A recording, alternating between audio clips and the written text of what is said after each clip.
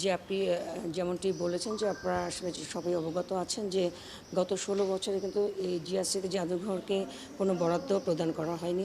এখানে যারা কর্মকর্তা কর্মচারীরা আছে তাদেরকে পেশনে বিভিন্ন জায়গায় নিয়োগ দিয়ে রাখা হয়েছে, ঢাকায় রাখা হয়েছে, সিলেটে রাখা হয়েছে, শাহবাগের জাদুঘরে পেশনে রাখা হয়েছে।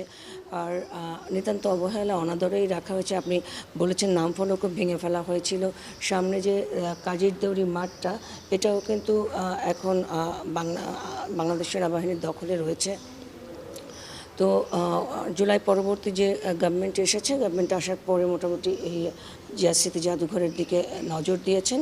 আমরা যতদূর জেনেছি ইতিমধ্যে 4.5 কোটি টাকা বরাদ্দ হয়েছে এটা রেনোভেট করার জন্য।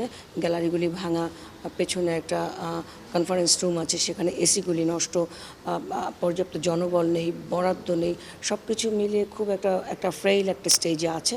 যাই হোক, আজকে মাননীয় সংস্কৃতি বিষয়ক উপদেষ্টা আসছেন, তিনি সরজমিনে ভিজিট করবার পরে তিনি দেখে যাবেন। পরবর্তীতে জিয়া স্মৃতি জাদুঘরে একটা মেগা প্ল্যান করা হবে এবং এটা সংস্কারের জন্য আমরা কাজ হাতে নেব। ইতিমধ্যে 57 লক্ষ টাকা বরাদ্দ দেওয়া হয়েছে এবং 4.5 কোটি টাকা বিভিন্ন সেগমেন্ট ওয়াইজ দেওয়া হয়েছে বরাদ্দ। আমরা বরাদ্দপত্র হাতে পেলে তখন বিভিন্ন যারা কোম্পানিগুলি আছে তারা কাজ শুরু করবে। ক্ষতি সাধন হয়েছে কেন এটা ইনফ্যাক্ট যারা এখানে আছে কর্তৃপক্ষ বলতে পারবে। আমি তো অল্প দিন হলো আসলাম, তবে আসার পরপরই কিন্তু আমি এই জায়গাটা ভিজিট করেছি। ভিজিট করবার পর আমার কাছে মনে হয়েছে প্রত্যেকটা জায়গাতেই ধুলা পড়ে আছে, প্রত্যেকটা জায়গাতে অযত্নের ছাপ, অবহেলার ছাপ।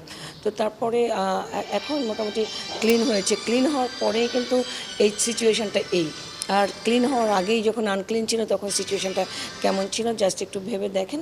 তবে যা হোক, আমরা অনেক দিন পরে হলেও আমাদের সদস্য সরকার এই বিষয়টাকে অত্যন্ত গুরুত্বের সঙ্গে নিয়েছেন যে জিয়া স্মৃতি জাদুঘর এটা সরকারের একটা সম্পদ হতে পারে। আর যারা দর্শনার্থী আছে, যাতে দর্শনার্থীদের ব্যাপক সমাগম হয়।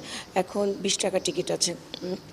আমাদের চেষ্টা থাকবে যে এটা সংস্কার করবার পরে টিকিটের পরিমাণটাও যাতে বাড়িয়ে দেওয়া এবং জিয়া স্মৃতি জাদুঘর যাতে জনসমাগম বাড়ে এবং জিয়াউর রহমানের যে স্মৃতি বিজড়িত এই সার্কিট হাউস যেখানে তিনি মারা গিয়েছেন, এই বিষয়গুলি, তাকে হত্যার যে একদম একজ্যাক্ট চিত্রগুলি আছে আপনারা দেখেছেন, সব কিছু সাধারণ জনগণ দেখুক এবং ইতিহাস সম্পর্কে জানতে পারুক। আরেকটা বিষয় আপনি বলছিলেন যে সামনের মাঠটা এখানে চট্টগ্রাম মানুষ যে এটাকে গ্রিন ফিল করার জন্য অনেকে সরকারের ব্যাপার, সরকার মাঠটা নিয়ে কী করবেন সেটা সরকারের সদস্য।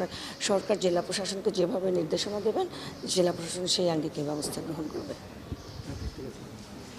নগদ পেমেন্টে 500 টাকা পর্যন্ত ক্যাশব্যাক আর লেনদেনে প্রতিদিন ডিপ ফ্রিজ এবং ঘন্টায় ঘন্টায় এসি টিভি সহ দারুণ সব গিফট।